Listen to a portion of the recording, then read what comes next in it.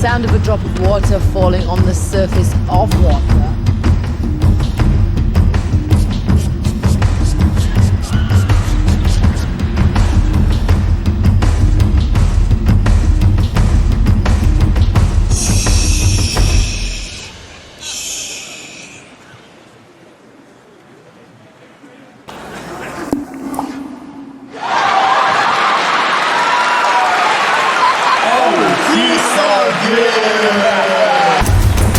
Sound of pulling a cork from a bottle of Scotch malt whiskey.